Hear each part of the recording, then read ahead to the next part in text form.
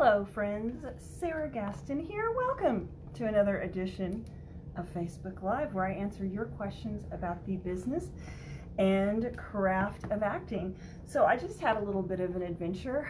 I heard a crash and it turns out one of my hanging plants was blown away into the neighbor's patio.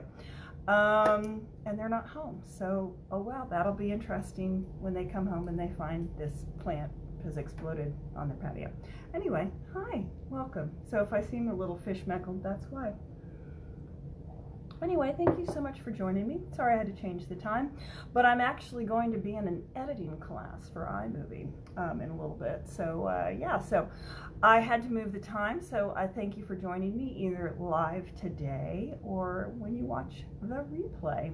I have some juicy stuff to talk to you guys about, but as always, I'm here to answer your questions, so please feel free to drop your questions in the comment section.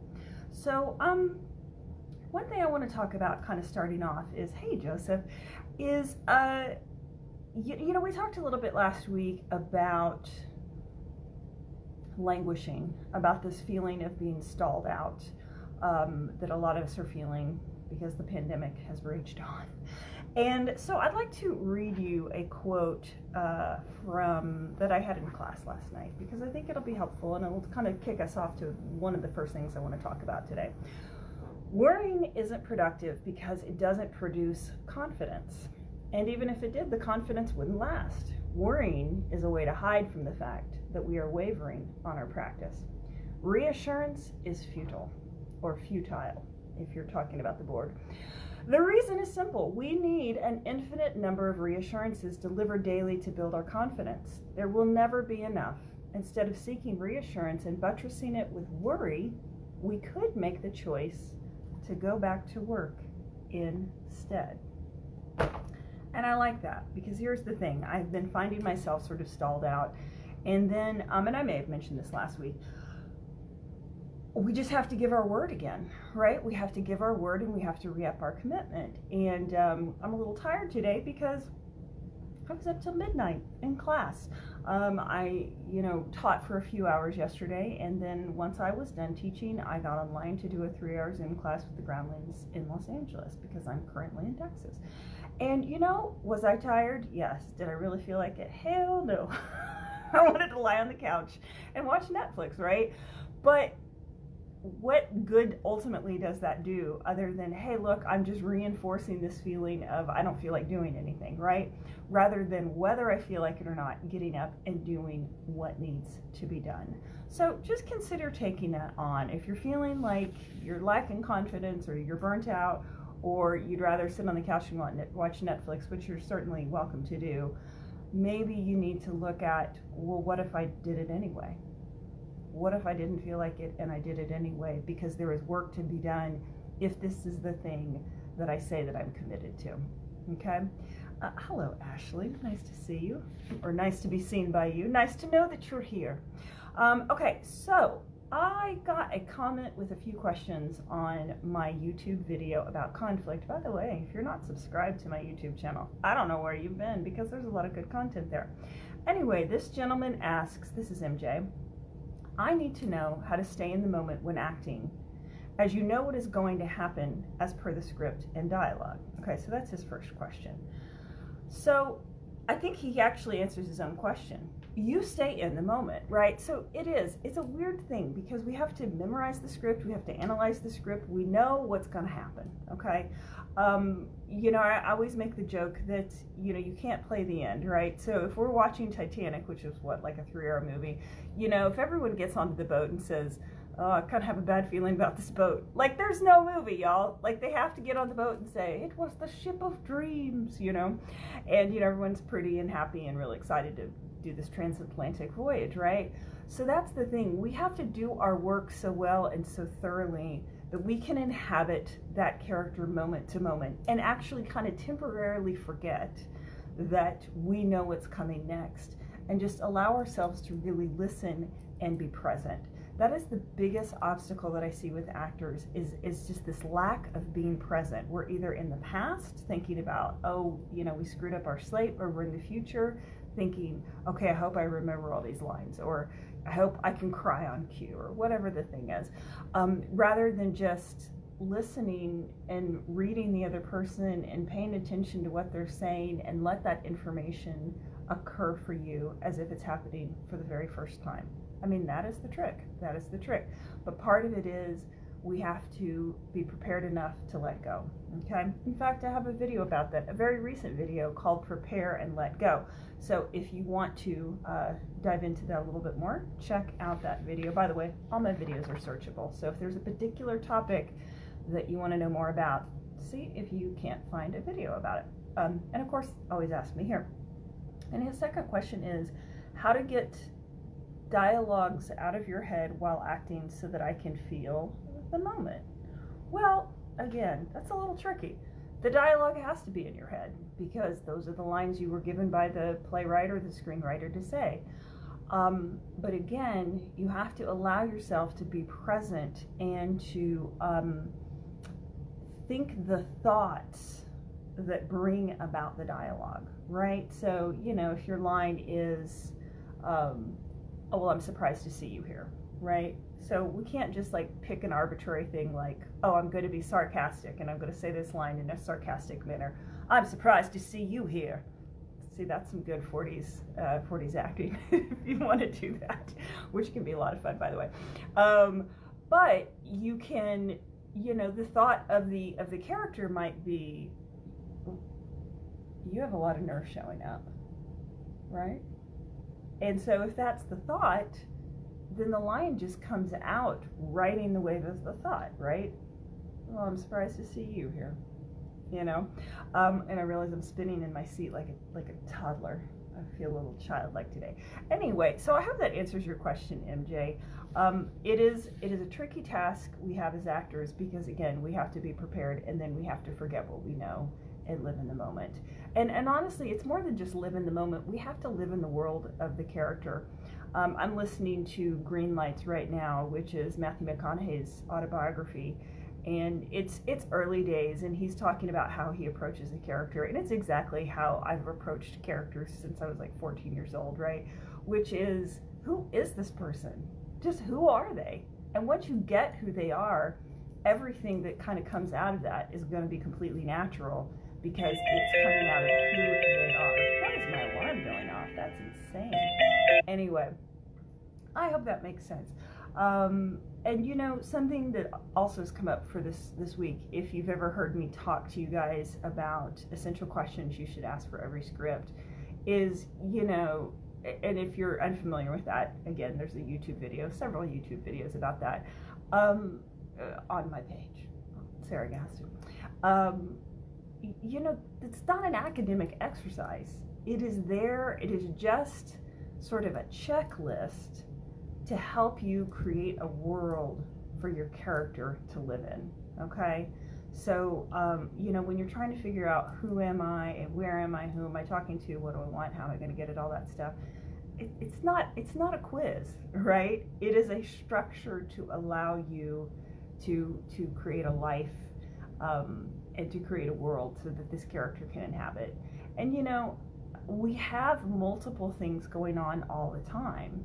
You know, for me right now, and I may have mentioned this last week, you know, it's the pandemic. I don't know what I've said anymore. But, you know, like right now, okay, so for me, spring is when I lost both my parents, right? So this is kind of going on for me anytime spring rolls around, especially Mother's Day. It's not a lot of fun for me, right? And then there's the pandemic, right?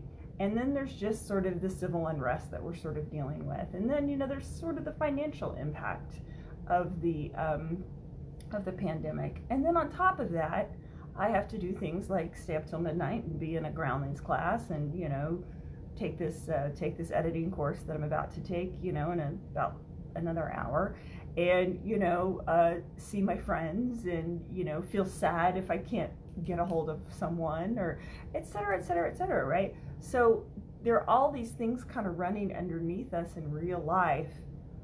And then on top of that is just our day-to-day, right? So why are our characters any different, you know? But we treat our characters like they have this one layer or this one dimension or this monomaniacal, you know, purpose and we forget to take into account that there are all these other things that could be going on for them. Oh, Sam, you are so sweet. You're so sweet. Thank you, honey. Carlos, are you going to be my dad and be like, Carlos is like, who's calling? You better not be a boy.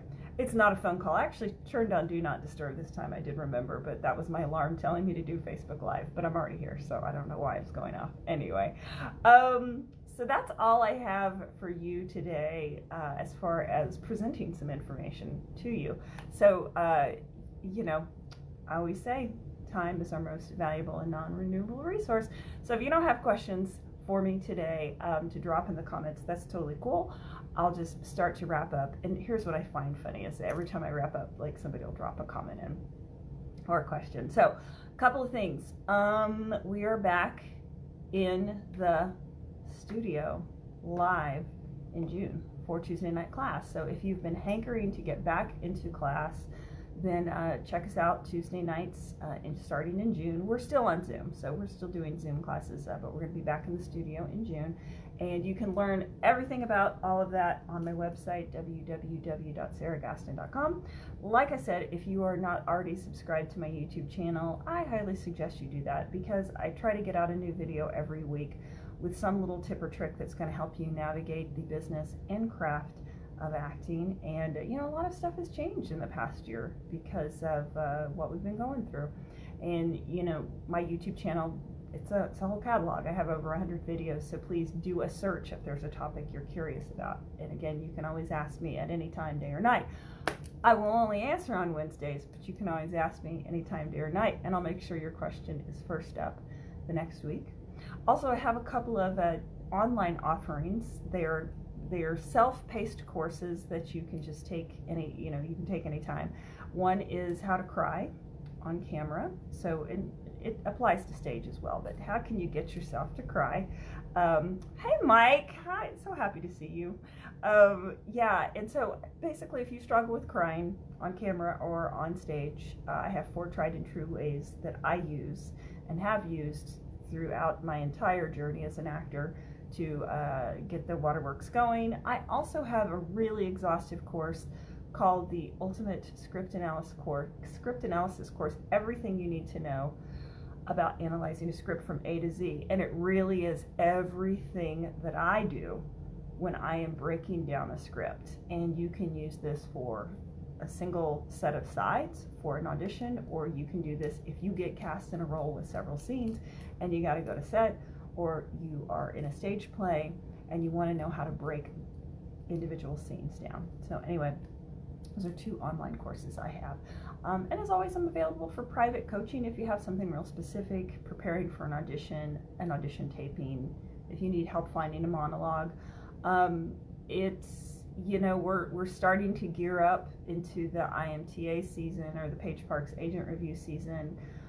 Hopefully we're going to have a theater season starting in fall, so you may start to see some monologue auditions showing up.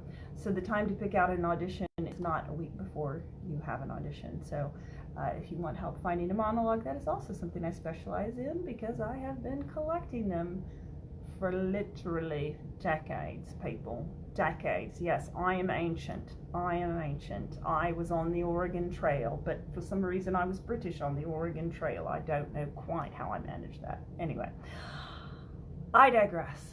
All right, my friends, any advice for people in lockdown? Wow, that is so broad, Joseph. Without understanding specifically what you're talking about, I'm going to make my best guess. So the advice for people in lockdown in terms of keeping yourself sharp is to check out my video on things you can, I can't remember the exact name of the video, but the video is basically like, what can you do while you're stuck at home? And it's stuff actors should be working on at home anyway, like reading scripts regularly, like practicing your cold reading regularly.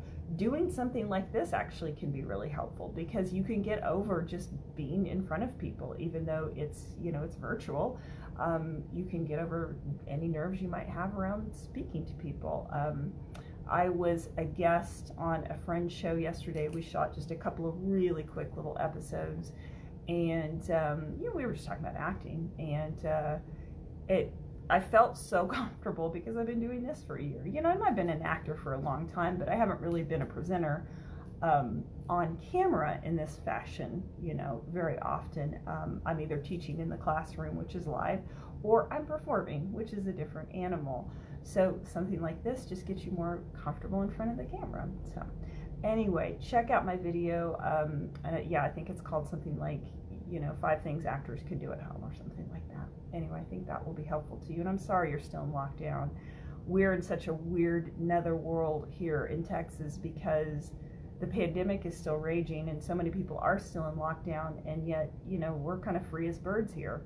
So it's this weird sort of gaslighting effect, like where things aren't okay, but we can kind of do whatever we want. So it's a little unnerving. So anyway, you're welcome, Joseph. I hope that's helpful to you. Anyway, guys, thank you so much for tuning in either now or later on. I appreciate you so much. Hang in there. There is light at the end of the tunnel. Our world's changed, and it's really traumatic for all of us, and it's okay to acknowledge that, and also, let's see what we can create moving forward. That's what crisis is, right? It's a sifting through and a letting go of what's non-essential, right? So let's see what we can do, what we can let go of that's non-essential, and what is valuable that we can keep moving forward. All right, love you guys so much, and I'll see you next week. Bye.